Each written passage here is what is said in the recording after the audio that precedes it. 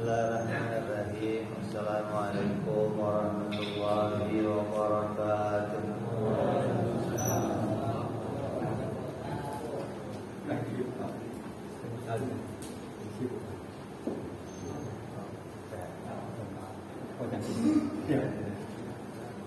Al-Fatihah ila sayyidina habibina syafi'ina Rasulillah Sayyidina Muhammad ibn Abdullah sallallahu alaihi wa ala alihi wa ashabihi wa azwajihi wa dzurriyyatihi inna Allah ya'ala darajatihi fil jannah wa yamna'una bi asrarihi wa anwarihi wa 'ulumihi wa nafahatihi wa barakatihi fi dini wa dunya wal akhirah ja'alna min kullihim yarzuquna ma'abatahum wa yatawaffana 'ala billadihim wa yajruna bi dhurratihim min 'afiyatin wa salamatin lahumul fatihah.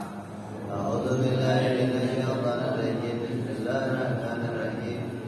Alhamdulillahi rabbil alamin arrahmanir rahim maliki yaumiddin. Iyyaka na'budu wa iyyaka nasta'in ihdinas siratal mustaqim. Shiratal ladzina an'amta 'alaihim ghairil maghdubi 'alaihim waladdallin. Amin. Bismillahirrahmanirrahim. Nawaitu ta'alluma wa ta'lima wa tadhakkura wa tadhkira wa naf'a wal intifa'a wal ibadata wal istifadata wal hisa ala tamasuki bi kitabillahi bi sunnati rasulillah sallallahu alaihi wasallam wa du'a ilal huda wa dilalata alal khairi ibtigha'a mardatihi wa qurbihi wa thawabihi wa husnil khatimah ma'al lutfi wal afiyah wa salahil aqibah. Bismillahirrahmanirrahim. Alhamdulillahirabbil alamin. Wassalatu wassalamu ala asyrafil anbiya'i wal mursalin sayyidina wa habibina wa syafi'ina wa maulana Muhammadin wa ala alihi wa sahbihi ajma'in. Amma ba'du. Qala musanniful kitab hadratul syekh Sayyidil Yarmi rahimahullah wa ghafara lahu wa liwalidayhi nafa'ana bihi fid darain. Allahumma iftah qulubana futuhal arifin wa bihikmatika wansur alaina birahmatika ya arhamar rahimin. Ila anqal. Sampai apa kita?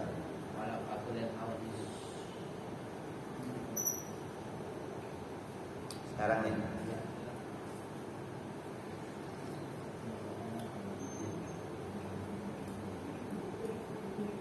Kemarin sudah kita bahas sifat wujud bagi Allah, sifat qidam bagi Allah, dan sifat baqa bagi Allah Subhanahu wa ta'ala. Berikutnya wajib kita ketahui pula sifat yang keempat, sifat yang wajib bagi Allah Subhanahu wa ta'ala, yaitu sifat mukhalafatuhu ta'ala lil hawadisi. Berbeda Allah dengan segala perkara yang baru atau perkara yang diciptakan.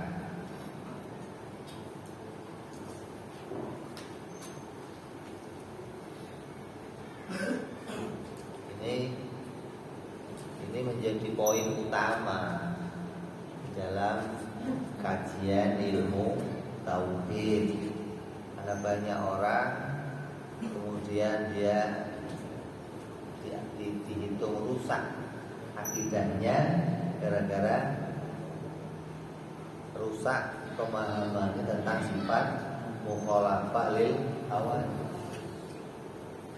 Jadi ukurannya jangan ukurnya rajin sholat, rajin puasa, jangan. Itu amal dohir.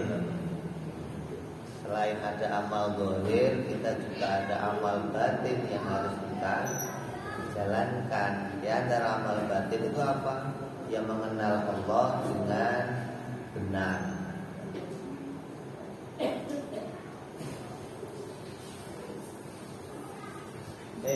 Itu pesan tuh,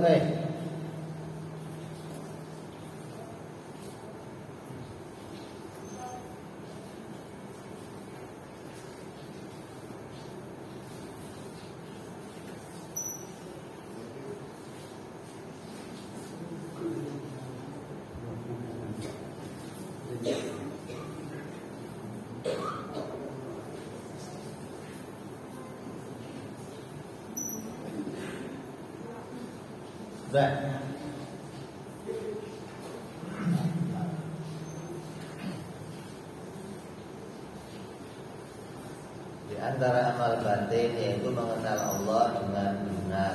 Karena banyak orang salah di dalam mengimani Allah Subhanahu wa ta'ala. Ketika salah mengimani Allah, maka akan rusak pula segala amal yang diperbuatnya.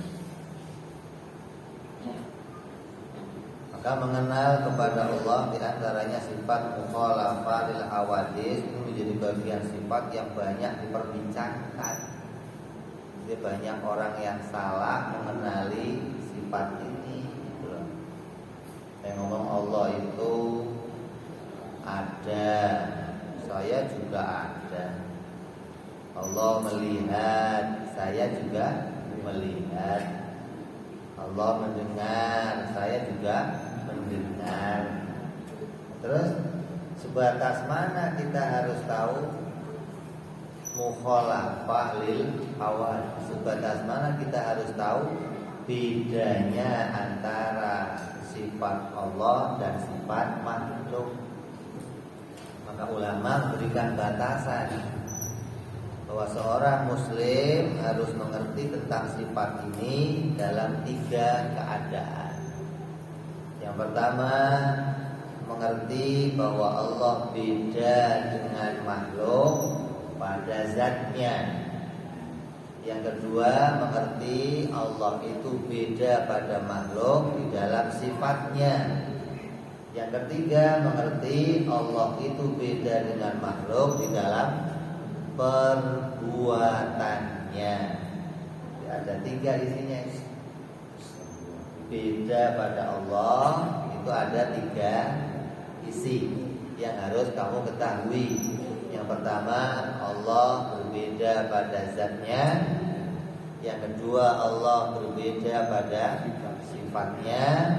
Yang ketiga, Allah berbeda pada perbuatannya. Kalau 3 ini kamu mengerti, berarti kamu sudah kenal Allah. Kenal yang menjadi hak-haknya Allah Subhanahu wa ta'ala. Kalau enggak kenal 3 ini gimana? Maka kamu masih mencampur aduk antara mana yang menjadi sifat Allah dan mana yang menjadi sifat makhluk. Maka iman kamu disebut namanya iman yang kotor. Kita nggak boleh punya iman yang kotor. Makanya pesannya para habaib, pesannya kakek moyangnya habaib, kun asy'ariyan fi'tiqadika fa innahu manhalus sofiyyu anizaigi wal kufri. Kata kakek-kakeknya para habaib, pesan kepada cucu-cucunya, pesan kepada para pengikutnya, jadikanlah di hati kalian berakidah dengan akidah Imam Abu Hasan Al Asy'ari. Jadikan di hati kamu punya akidah tersebut. Kenapa? Karena akidah Imam Asy'ari adalah akidah yang bersih, akidah yang suci, yaitu akidah yang akan mengeluarkan kamu dari dua perkara, dari kekotoran iman dan dari kekafiran. Seminim-minimnya kotor iman kita, separah-parahnya kafir. Nah, iman yang kotor yang kayak apa? Ya seperti mengimani Allah ada di atas. Itu imannya kotor.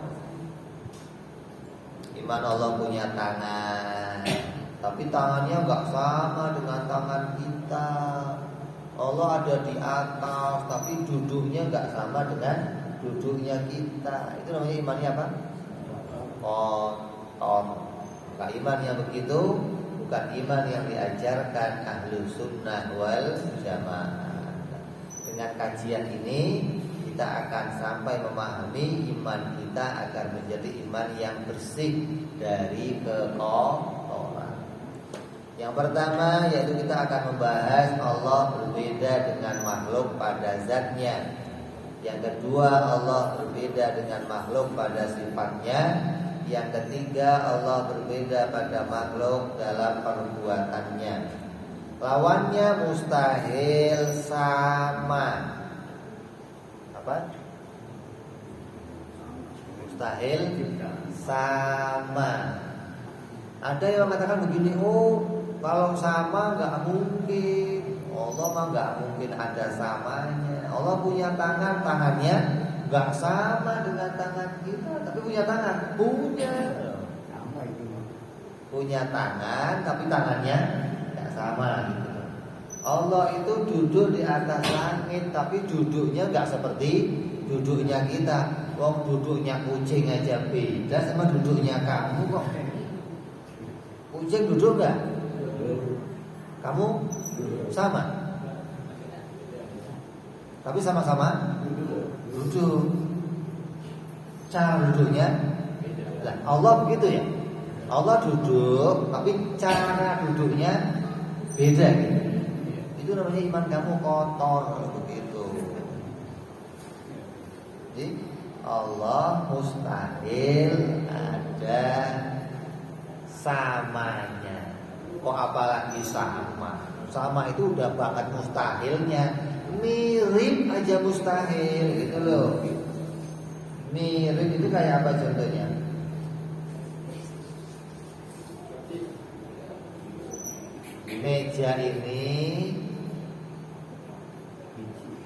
Meja ini ada kakinya, ada nggak?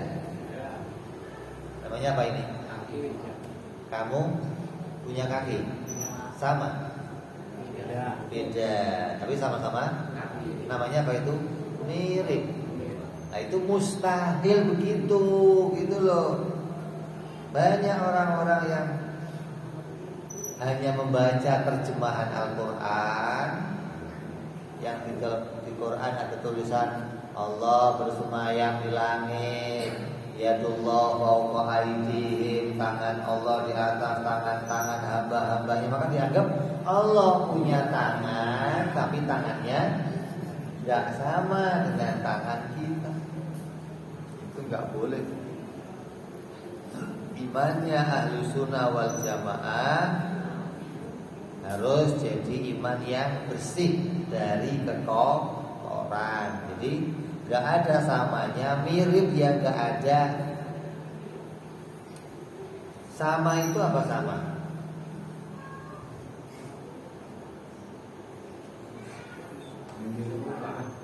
Hah? Sama itu persis. Sama itu dari beberapa sifat yang ada pada yang satu, ditemukan sifat itu ada pada yang namanya apa?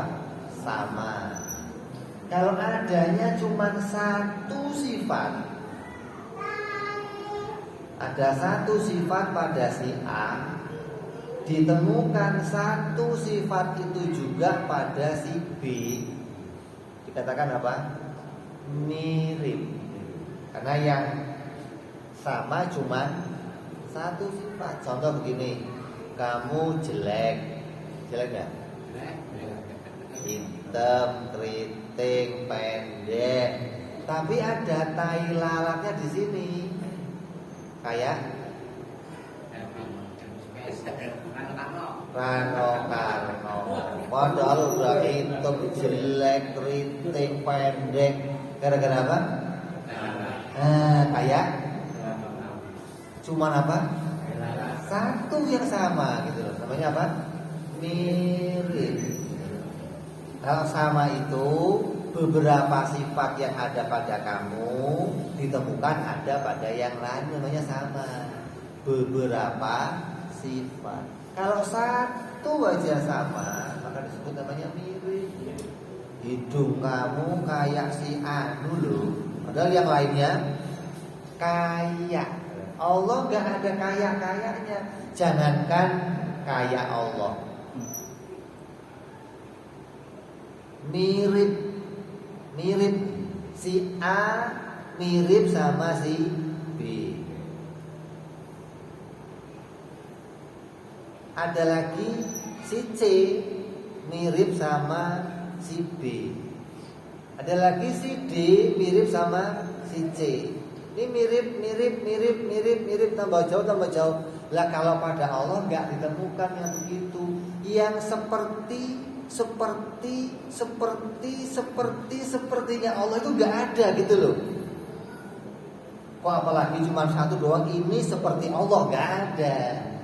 Apalagi kok seperti itu. Dikatakan oleh Imam Razi apa? Seperti yang mau kita tolak pada Allah itu enggak ada batasnya. Jadi yang seperti itu enggak ada gitu. Apalagi kok cuman kamu mirip sama Allah, itu jauh sekali. Sama kayak jadilah kamu mirip Rano Karno hanya gara-gara apa? Tai lalat, itu enggak terjadi. Jadi enggak ada sama bagi Allah dan enggak ada mirip-mirip bagi Allah. Maka dikatakan ayatnya apa? Laisa ka misli. Udah ada ka pakai misli. Itu berarti ada dua perkara. Laisa, tidak ada yang sepertinya Allah juga. Gak ada yang sepertinya Allah. Kamu suka lihat itu enggak? Acara yang kembar itu apa namanya? Yang orang kembar di TV itu kan ada kan yang mirip artis kan ada ya? Ada orang ditampilkan gara-gara apa? Mirip sama artis. Berarti kalau ditanya, umpamanya ada orang namanya si A. Si A itu mirip artis Rano Karno. Ini si A nih. A mirip sama Rano Karno umpamanya. Lah si A ini juga punya yang mirip sama si A, namanya si B. B ini mirip sama A. A mirip sama Rano Karno. Berarti B juga mirip sama Rano Karno. C mirip sama si B. Berarti C mirip sama Rano Karno. Gitu loh. D mirip sama si C. Berarti D mirip sama. Nah, kalau bagi Allah enggak ada begitu. Yang sepertinya Allah itu enggak ada. Jadi kamu enggak usah bayangin kayak apa ya Allah. Enggak ada bayangannya, enggak ada contohnya. Enggak mungkin bisa kamu rekayasa di pikiran kamu yang seperti apa Allah itu. Gitu loh, karena yang seperti sampai enggak ada batasnya itu enggak ada pada Allah Subhanahu wa taala. Makanya kalau muncul di hati kamu nih, Tuhan kayak apa ya? Caranya gimana? Buat yang tahu Allah hanya Allah. Selesai. Jadi jangan kamu rekayasa, mungkin kayak begini kali ya. mungkin kayak begini nggak ada. Yang tahu Allah hanya Allah. Selesai. Ya, kalau saya nggak dikasih tahu, maka nggak akan ada makhluk yang tahu bagaimana hakikatnya Allah Subhanahu wa Ta'ala. Ya, wajib Allah berbeda dengan makhluk, mustahil sama, baik sama pada zatnya, sama pada sifatnya, maupun sama pada perbuatannya. Terus yang pertama, sama pada zatnya. Mustahil Allah sama pada zatnya. Wajib Allah beda pada zatnya Allah.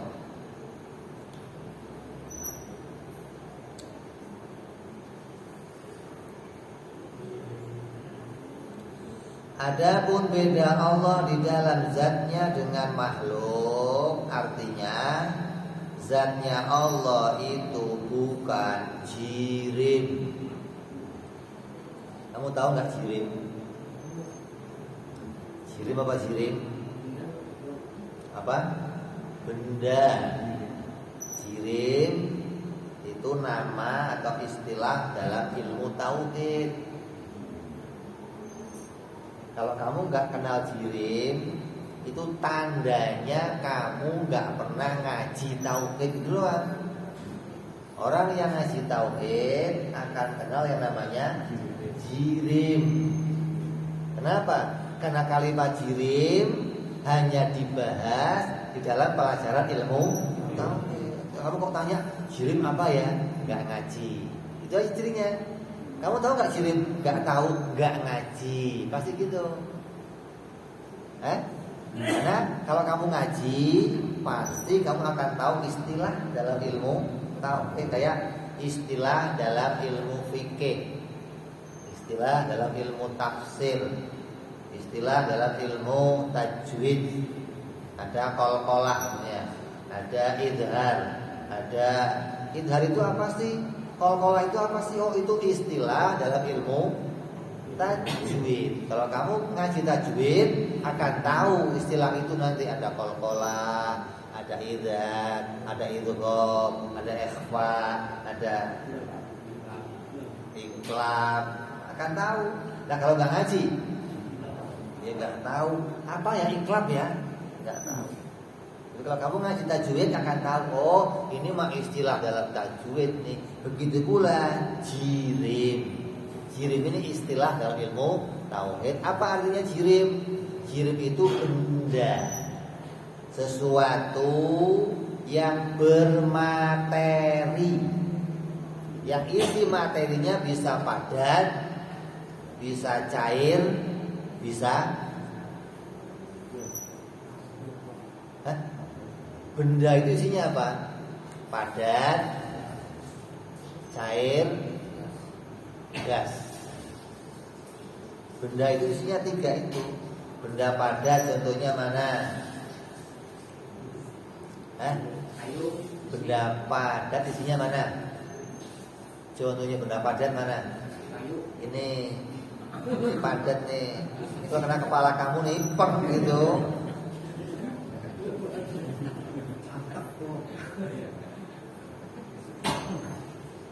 Ada lagi benda cair, ada lagi benda gas. Maka semua benda yang isinya 3 tadi, benda padat, cair, gas, maka ketahuilah bahwa zatnya Allah bukan seperti itu.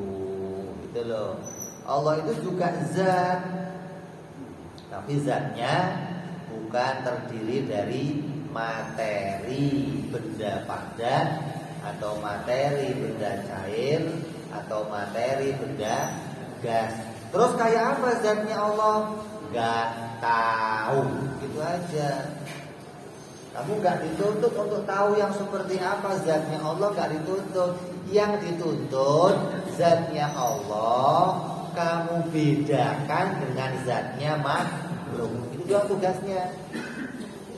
Jangan kamu samakan zatnya Allah dengan zatnya makhluk. Ya, kalau kamu katakan Allah itu berbentuk, atau Allah itu benda, maka kalau Allah itu benda maka akan masuk dalam 3 kelompok tadi. Bisa benda padat, bisa benda cair, bisa benda gas. Maka Allah bukan yang seperti itu. Terus zat, pengertian zat secara umum. Apa sih zat itu? Zat itu materi. Materi itu apa? Materi itu sesuatu yang bisa ditimbang dan yang terbatas pada ukuran.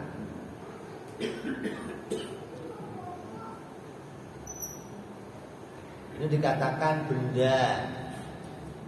Isinya ini benda cair, gelasnya benda padat. Apa sih benda itu? Yang kalau ditimbang itu ada beratnya dan ada ukurannya.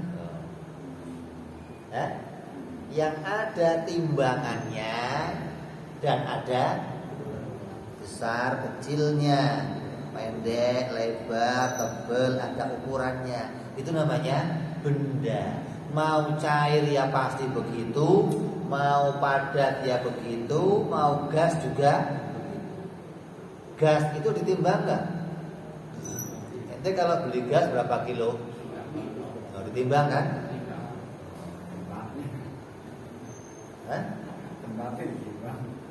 Isinya ada nggak? Ada kapasitas. Isinya ada beratnya nggak? Ada. Nah, itu yang namanya benda. Zatnya makhluk itu selalu seperti itu. Ada beratnya dan ada ukurannya. Adapun zatnya Allah ya enggak begitu lah. Kalau zatnya Allah ada ukurannya lah, yang nyetak siapa? Kalau zatnya kita ada ukurannya, karena cetakan, dibikin, diproses, maka ada ukurannya. Ada yang gede kayak matahari, ada yang kecil kayak apa? Upil. Ya, yang gede ya ada, yang kecil ya. Dua-duanya diciptakan. Kamu kira nggak diciptakan upil? Bikin nasi goreng itu masih dicicipin kurang asin. Bikin upil juga kamu. Apa nggak ribet kamu? Nyicipinnya gimana bolak-balik?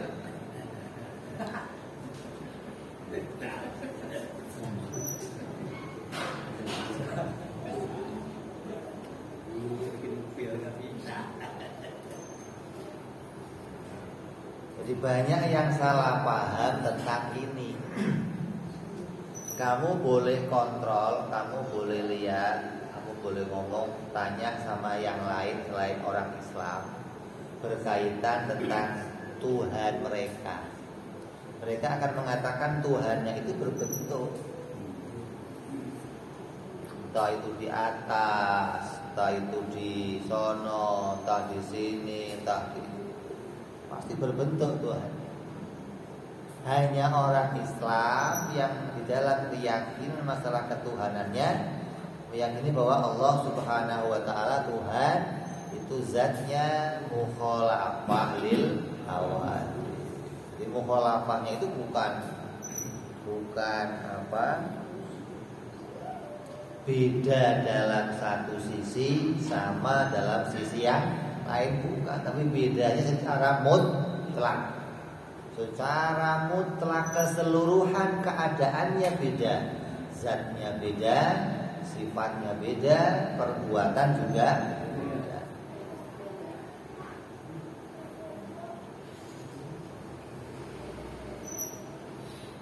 Jadi zatnya kita namanya apa? Jirim atau benda atau materi yang terdiri dari padat, cair dan gas.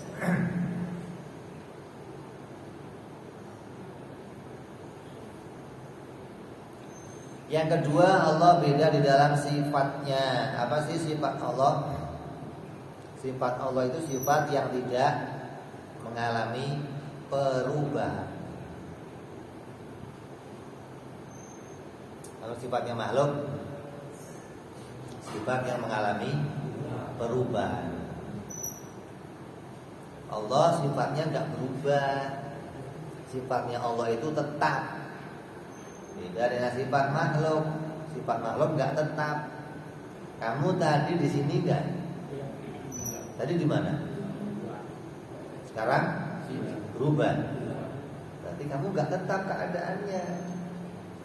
Sifat kamu mengalami perubahan. Tadi kamu senyum, sekarang cemberut. Tadi cemberut, sekarang senyum. Tadi kamu gerak, sekarang diam. Kamu sekarang diam, nanti gerak. Itu sifatnya mengalami. Nah, semua sifat-sifat yang mengalami perubahan itu tidak mungkin menjadi sifatnya Allah.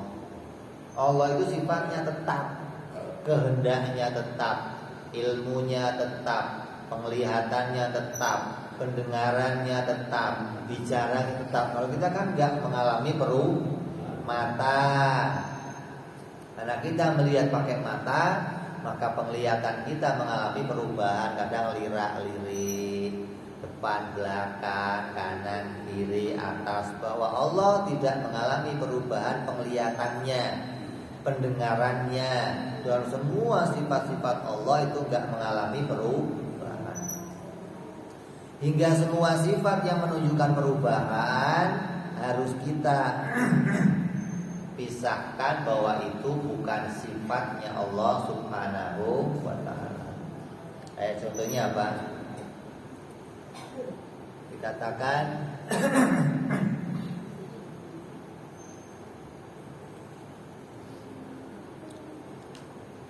dalam Al-Quran diceritakan tentang bagaimana Allah menunjukkan sifat-sifat yang ada pada dirinya.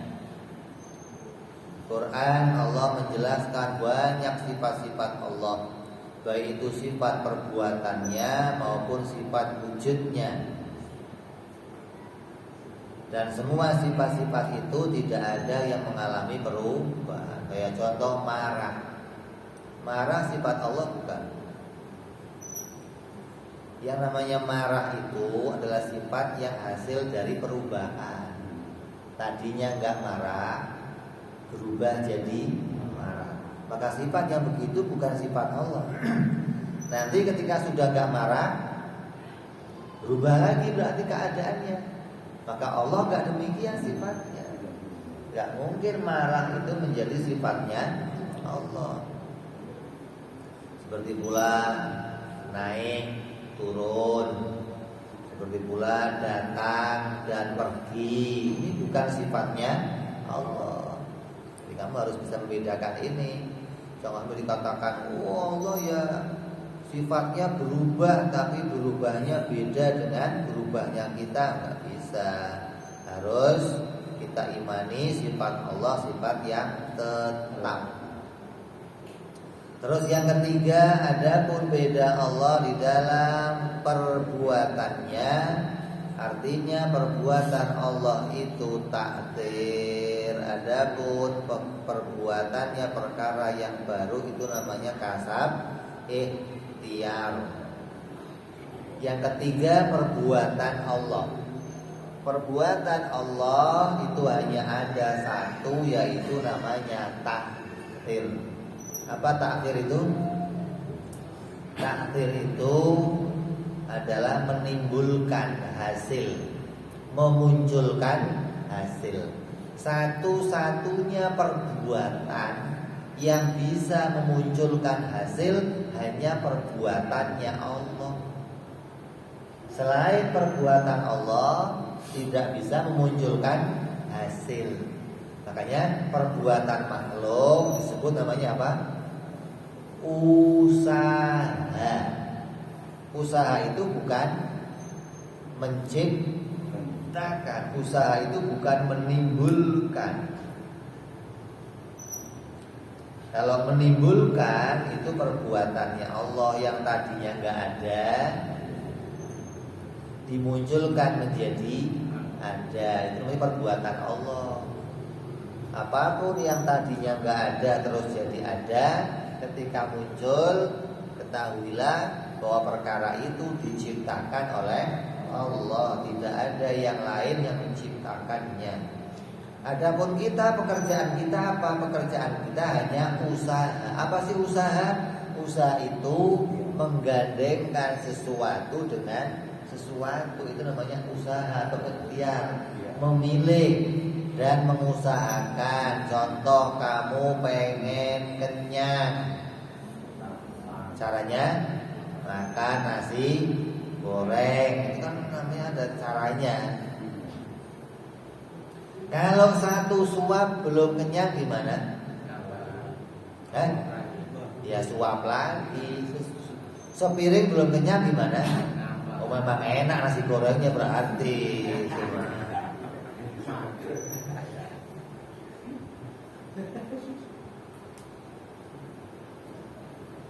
Itu namanya usaha. Gak bisa kalau menciptakan, kamu gak usah 2-3 kali. Ngapain 2-3 kali? Menciptakan itu sekali, kemauannya kun fayakun, selesai. Itu namanya menciptakan. Kalau kita kan gak menciptakan.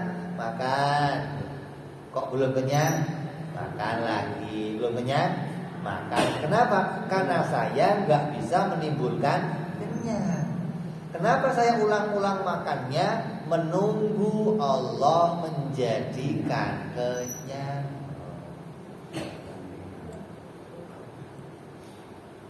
Jadi takdir itu kerja yang tidak butuh kepada alat dan tidak butuh pada bantuan, tidak butuh pada penolong.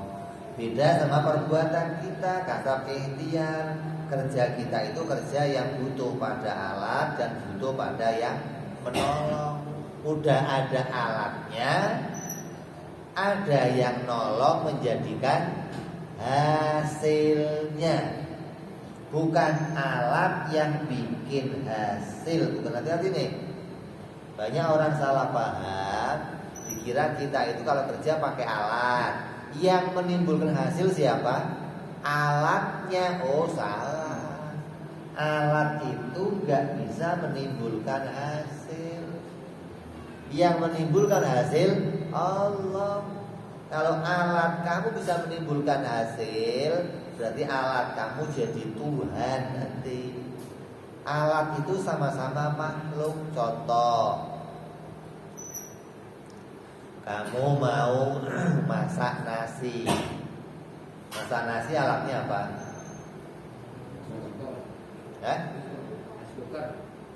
Masak nasi alatnya apa? Duit. Itu bukan alatnya, tinggal beli doang itu mah. Masak nasi air, kompor, dandang, api, apalagi beras. Terus kalau alatnya sudah terkumpul semua, terus kamu usahakan. Pertama dicuci berasnya, terus siapin apinya, terus panasin airnya, terus masukin berasnya, terus nunggu. Ngapain nunggu? Ngapain nunggu? Kenapa nunggu? Kok nunggu takut kosong? Sudah kosong belum? Kok nunggu ngapain? Karena gak bisa bikin mateng. Kalau bisa bikin mateng gak bakalan nunggu. Mateng, nah selesai begitu kan? Ini sampai rokok, sampai rebahan, losor lagi belum mateng. Pas lihat gasnya habis. Wah, pantesan.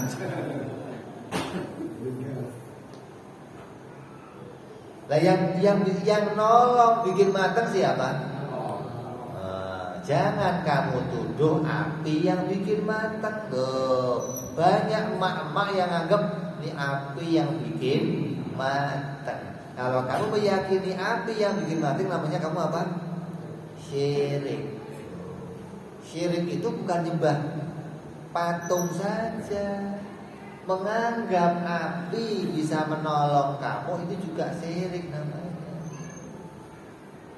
Yang namanya nyumpang itu, nyumpang tahu nggak nyumpang? Itu apa arti nyumpang itu? Meminta pertolongan pada selain Allah. Menganggap ada yang bisa menolong saya selain, itu namanya nyumpang. Kalau kamu menganggap api yang menolong kamu bikin matang, berarti kamu nyumpang sama api. Banyak nggak? Banyak nggak? Banyak nggak? Kenapa banyak? Karena nggak ngaji tauhid.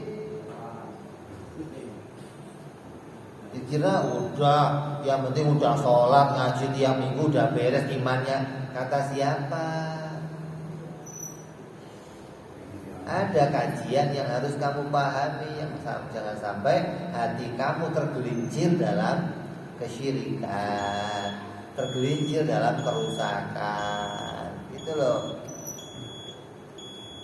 Nah, ini sering kali nih. Jadi perbuatan yang bisa menimbulkan hasil hanya perbuatannya Allah. Adapun perbuatan makhluk itu hanya dibantu oleh alat. Yang nyiapin alatnya siapa? Allah. Allah kasih kamu air, Allah kasih kamu api, Allah kasih kamu pisau, Allah kasih kamu berbagai macam alat disiapkan oleh Allah. Ya, sudah alatnya disiapkan. Alat-alat ini disiapkan untuk apa? Agar kamu minta tolong sama Allah untuk menjadikan hasil. Kamu dikasih alat itu agar kamu sadar kalau kamu itu lemah. Coba saya tanya, orang yang kerjanya dibantu sama yang lain itu lemah apa kuasa? Kamu lemah apa kuasa?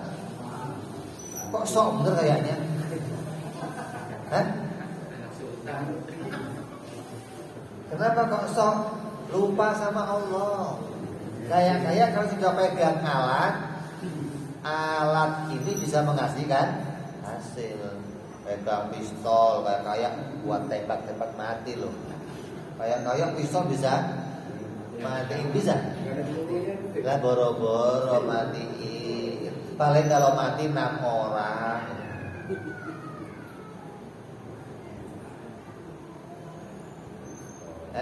Yang bisa matiin Allah. Dikatakan dalam Quran, wa ma romaita id romaita walakinnallaha roma.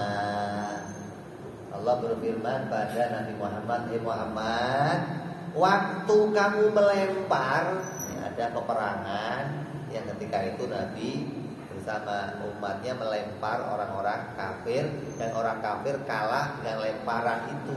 Maka Allah berfirman, Muhammad, waktu kamu melempar, ketahuilah itu bukan kamu yang melempar, tapi aku yang melempar. Yang ngomong siapa? Allah berfirman. Tandanya apa?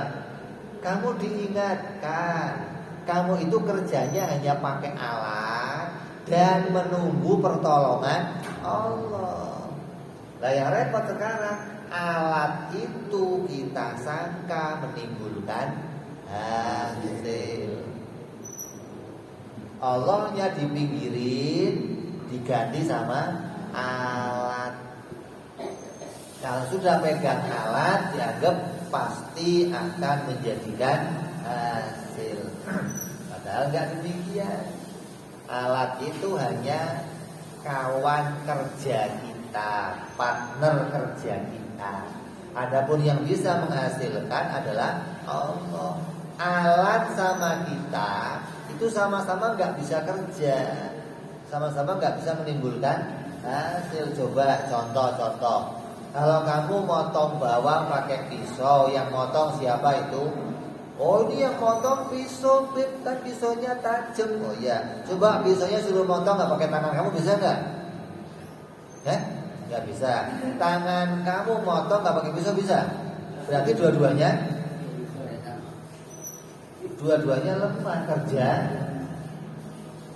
pisau sendirian yang nggak bisa, kamu sendirian berarti harus kerjasama lah. Ketika kerjasama tandanya lemah apa mampu? Lemah. Kamu nunggu Allah menjadikan hasil lah. Orang sekarang lupa. Emak-emak mana ada yang ingat kalau motong itu Allah yang bikin bawangnya terpotong, nggak ada. Yang dianggap menghasilkan bawang terpotong adalah pisaunya. Ketika pisaunya nggak bisa, pisaunya dibuang pisau sialan, ganti pisau yang lain.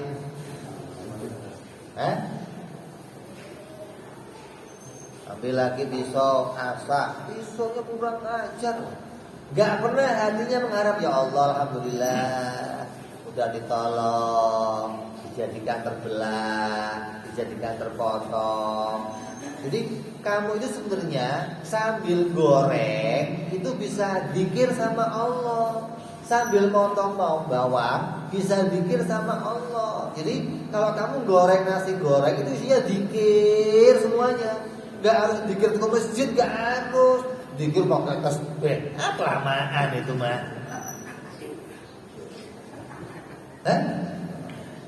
Lagi sambil goreng nasi minta pertolongan Allah, ambil bawang potong-potong minta pertolongan Allah. Itu isinya zikir semua. Dan itu pahala semua. Kalau kamu lepas dari itu, isinya syirik semua hidup kamu.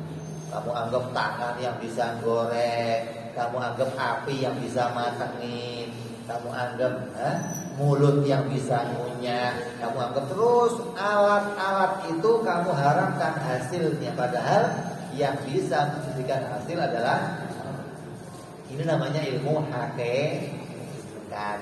Jadi kita dalam bekerja tetap membutuhkan alat, tapi kita tahu alat itu hanya partner. Dimana dengan alat itu kita mengakui diri kita lemah. Ketika lemah, mengharapkan Allah menjadikan hasil dari perbuatan yang kita lakukan, hingga semua hasil diciptakan oleh Allah Subhanahu wa ta'ala. Adapun kita tidak bisa menciptakan hasil apapun. Maka inilah yang harus kita ketahui dari 3 perbedaan Allah dengan makhluk. Beda Allah pada zatnya, beda Allah dengan makhluk pada sifatnya, dan beda Allah pada makhluk dalam perbuatannya.